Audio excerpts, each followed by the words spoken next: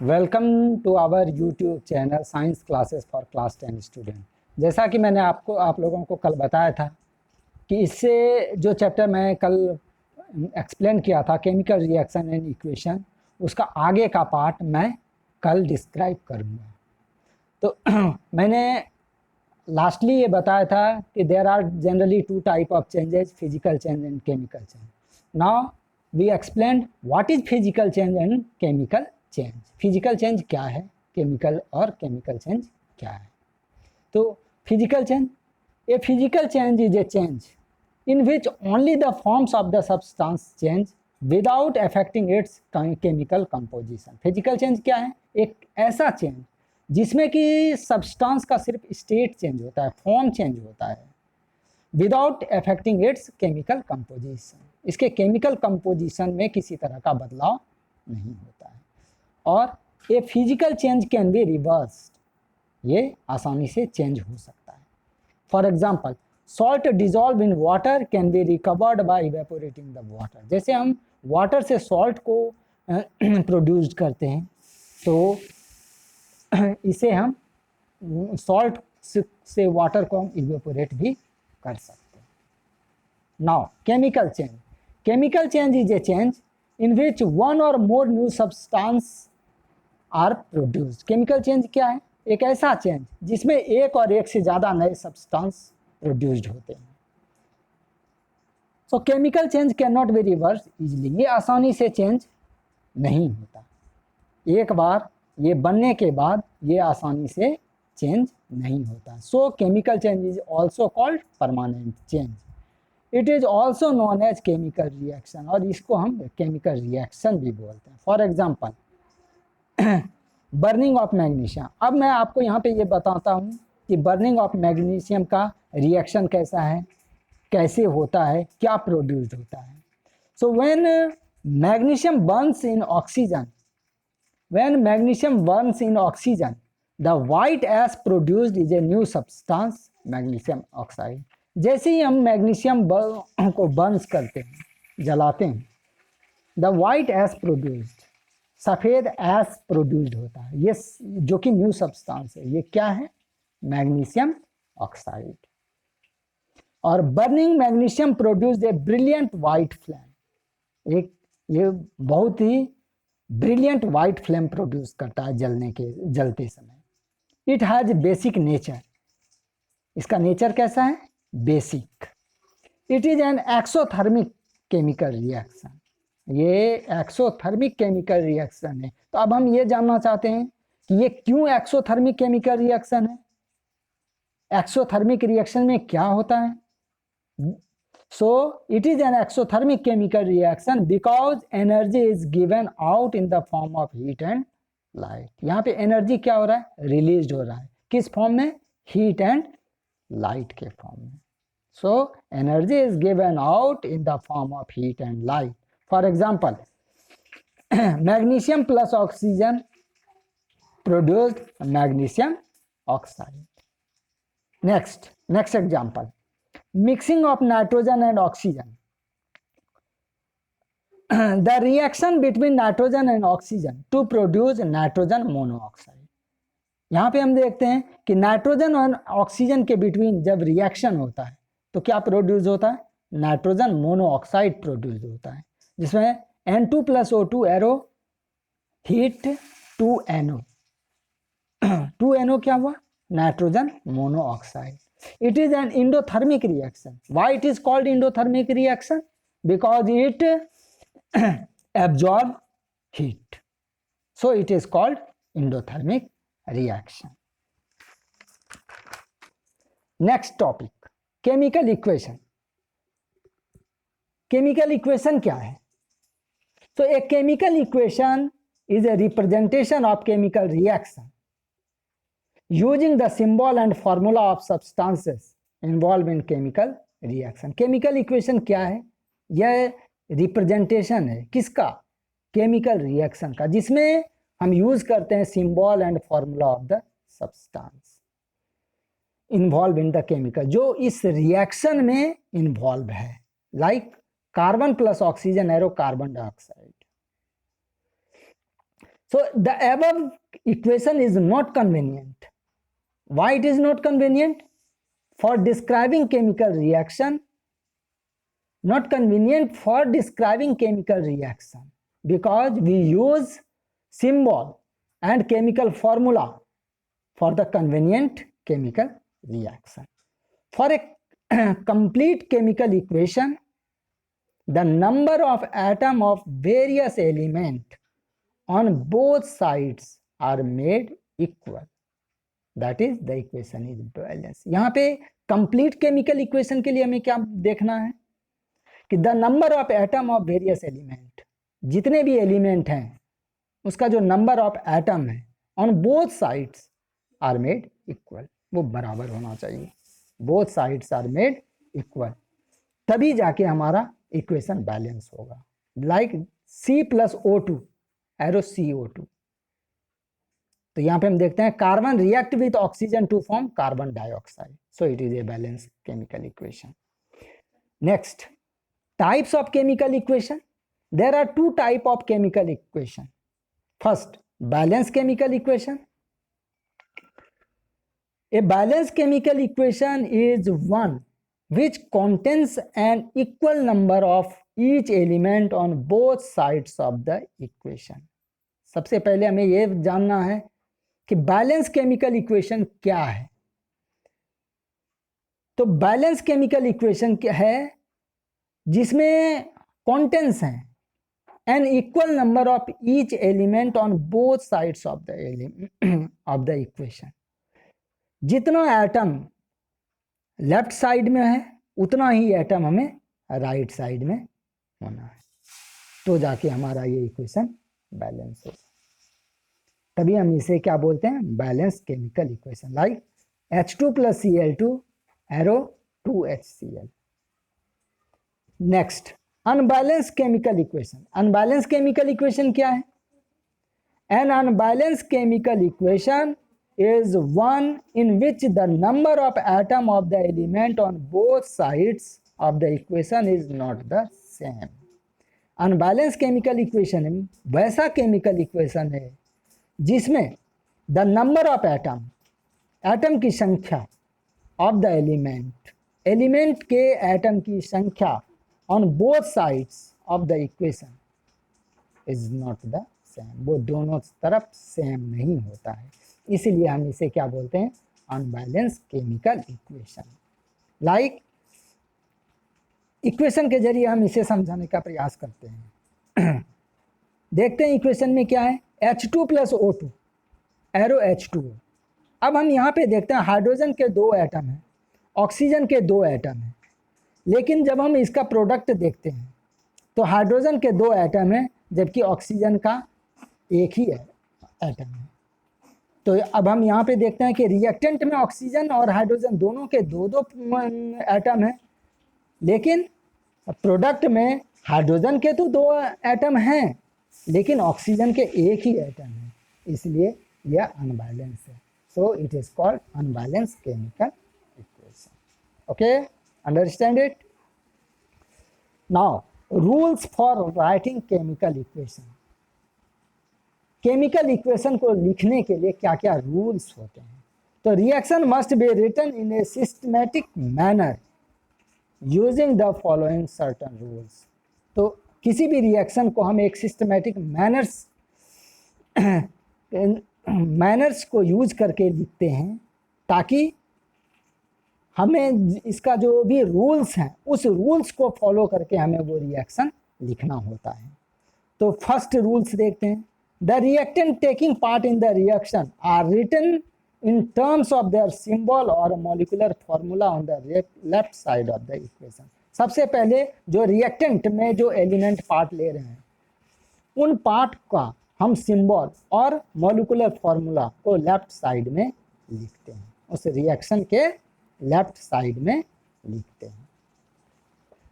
Next, a sign of plus is added between the formula of the reactant.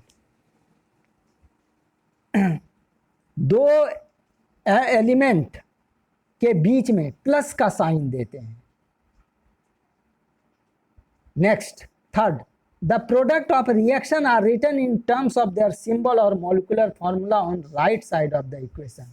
तो जो product होगा उस reaction का उसे हम लिखते हैं सिंबल एंड मॉलिक्यूलर फॉर्मूला के तौर पे। किधर, किस साइड में? On the right side of the equation. Equation के राइट साइड में हम उस प्रोडक्ट को का सिंबल और मॉलिक्यूलर फॉर्मूला लिखते हैं। और a sign of plus is added between the formula of the product. यहाँ पर भी हम दो प्रोडक्ट के बीच में प्लस का साइन लगाते हैं। Next, in between the reactant and the product an arrow sign is marked. तो रिएक्टेंट और प्रोडक्ट के बीच में हम एरो साइन देते हैं। ये क्या एरो साइन क्या इंडिकेट करता है? Its tail towards reactant and head towards product. इसका जो टेल पार्ट है वो रिएक्टेंट को इंडिकेट करता है और जो हेड पार्ट है वह प्रोडक्ट को इंडिकेट करता है। Like an example, Mg+2HCl arrow MgCl2+H2। यहाँ हम देखते हैं कि Mg+2HCl क्या है? ये रिएक्टेंट है। तो tail of arrow sign indicate reactant और MgCl2+H2 क्या है? प्रोडक्ट है। तो head of the arrow sign indicate products. In this chemical equation Mg+HCl are reactant and MgCl2+H2 are product, or arrow indicate that the Mg and HCl are reactant and MgCl2 and H2 are product। यहाँ पे arrow क्या indicate कर रहा है कि Mg और HCl reactant है और MgCl2 और H2 प्रोडक्ट है। जबकि इस केमिकल इक्वेशन में Mg और HCl ये रिएक्टेंट है और MgCl2 और H2 प्रोडक्ट है। Okay, understand it? Next topic, steps for writing chemical equation. Chemical equation को लिखने के लिए हम कौन कौन से स्टेप्स का यूज करते हैं? First of all, right the skeleton equation. Example, H2+O2 arrow H2O। अब हम यहाँ पे सबसे पहले ये जानना चाहते हैं कि स्केलेटन इक्वेशन क्या है। What is skeleton equation? A skeleton equation is an equation. एक स्केलेटन इक्वेशन एक इक्वेशन है in which various reactants and products are represented by their respective formula. जिसमें से इस तरह के इक्वेशन में हम ये देखते हैं कि various reactant, different type of reactant and product are represent को इंडिकेट करते हैं हम किसके जरिए? बाय देयर रिस्पेक्टिव फॉर्मूला के जरिए। Okay, next steps, the same total of charge should appear on the left and right side of the equation. जितना charge, जितना एटम एलिमेंट का इक्वेशन के लेफ्ट साइड में होगा उतना ही एटम एलिमेंट के राइट साइड में भी होना चाहिए। Make one of the atom equal on both sides by multiplying a molecule और compound with an integral number. क्या है third point? One of the atom equal on both sides. दोनों side में जितना भी एटम हो वो इक्वल हो बाय मल्टीप्लाइंग ए मॉलिक्यूल और compound with an integral number. इसको बैलेंस करने के लिए हम इसे किसी भी इंटीग्रल नंबर से मल्टीप्लाई करके हम इसे बैलेंस करते हैं। सो डिजायर्ड एलिमेंट इज बैलेंस, तभी हमारा इक्वेशन बैलेंस होगा और हमारा एलिमेंट बैलेंस होगा। Now examine step 4। Now examine the effect of multiplication of the molecules on the balance of other atom. हम यहाँ पे देखते हैं कि इस मल्टीप्लिकेशन का क्या इफेक्ट होता है, कि कहाँ पर? उस मॉलिक्यूल पर और उस दूसरे एटम पर। So now examine the effect of multiplication of the molecules on the balance of their atom. So now an example, 2H2+O2 arrow 2H2O। यहाँ पे देखते हैं हाइड्रोजन का 4 मॉलिक्यूल्स हुआ, प्रोडक्ट में भी हाइड्रोजन का 4 मॉलिक्यूल्स हैं, ऑक्सीजन का 2 है, ऑक्सीजन का भी 2 है। Now step 5, count the number of atoms of each type on both sides of above equation.